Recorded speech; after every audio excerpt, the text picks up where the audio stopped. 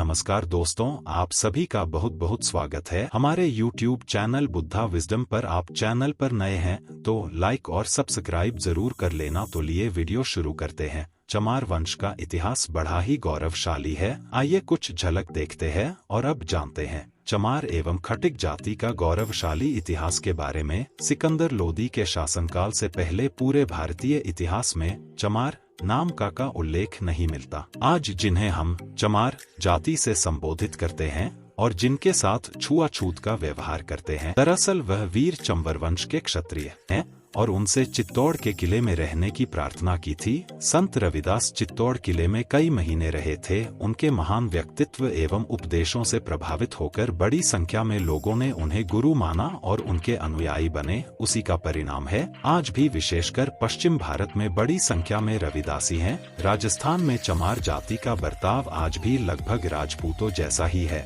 औरतें लंबा घूंघट रखती हैं, आदमी ज्यादातर मूछे और पगड़ी रखते हैं। संत रविदास की प्रसिद्धि इतनी बढ़ने लगी कि इस्लामिक शासन घबरा गया। सिकंदर लोदी ने मुल्ला सदना फकीर को संत रविदास को मुसलमान बनाने के लिए भेजा। वह जानता था कि यदि रविदास इस्लाम स्वीकार लेते हैं तो भारत में बहुत बड़ी संख्या में इस्लाम फैल जाएगा, लेकिन उसकी सोच धरी की धरी रह गई। स्वयं मुल्ला सदना फकीर शास्त्रार्थ में पराजित हो कोई उत्तर न दे सका और उनकी भक्ति से प्रभावित होकर अपना नाम रामदास रखकर उनका भक्त हो गया। दोनों संत मिलकर धर्म के प्रचार में लग गए, जिसके फलस्वरूप सिकंदर लोदी आग बबूला हो उठा एवं उसने संत रैदास को कैद कर लिया और इनके अनुयायियों को चमार यानी अछूत चंडाल घोषित कर दिया। उनसे कारावास में खाल खिंचवाने, खाल चमड़ा पीटने, जुती बनाने इत्यादि काम जबरदस्ती कराया गया। उन्हें मुसलमान बनाने के लिए बहुत शारीरिक कष्ट दिए। संत रैदास पर हो रहे अत्याचारों के प्रत्युत्तर में चंबर वंश के क्षत्रियों ने दिल्ली को घेर लिया। इससे भयभीत हो सिकंदर लोदी को संत रैदास को छोड़ना पड़ा था, जिसमें उस समय के समाज का चित्रण है जो बादशाह सिकंदर लोदी के अत्याचार, इस्लाम में जबरदस्ती धर्मांतरण और इसका विरोध करने वाले हिंदू ब्राह्मणों व क्षत्रियों को निम्न कर्म में धकेलने की ओर संकेत करता है। चंबर वंश के वीर क्षत्रिय जिन्हें चमार बनाया और हमारे आपके हिंदू पुरखों ने उन्हें अछूत बनाकर इस्लामी बर्बरता का हाथ मजबूत किया। इस समाज ने दलित और अपमानित होना स्वीकार किया, लेकिन विधर्मी होना स्वीकार नहीं किया। आज भी यह समाज हिंदू धर्म का आधार बनकर खड़ा है।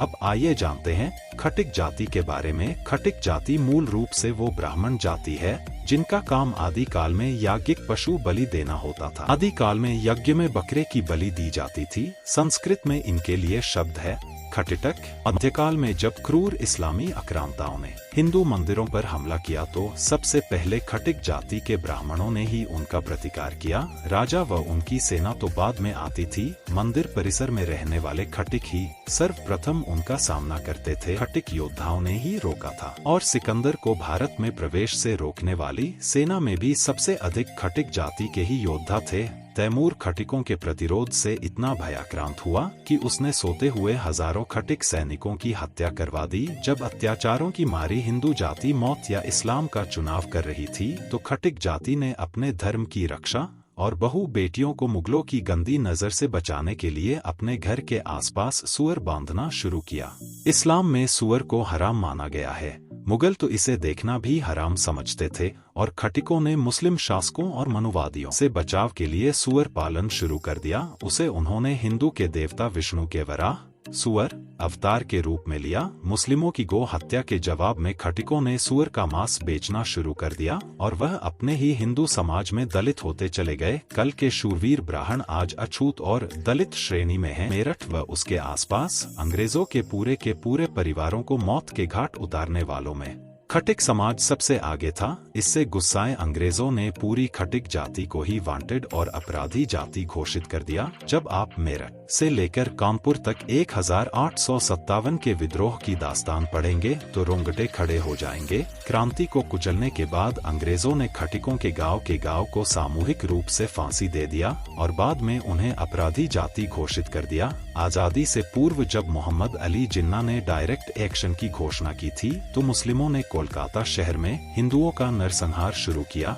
लेकिन 1-2 दिन में ही पासा पलट गया और खटिक जाति ने मुस्लिमों का इतना भयंकर नरसंहार किया कि बंगाल के मुस्लिम लीग के मंत्री ने सार्वजनिक रूप से कहा कि हमसे भूल हो गई। यदि आज हम बचे हुए हैं तो अपने इन्हीं अनुसूचित जाति के भाइयों के कारण, जिन्होंने नीच कर्म करना तो स्वीकार किया लेकिन इस्लाम को नहीं अपनाया। आज भारत में लगभग 35 करोड़ अनुसूचित जातियों के लोग हैं।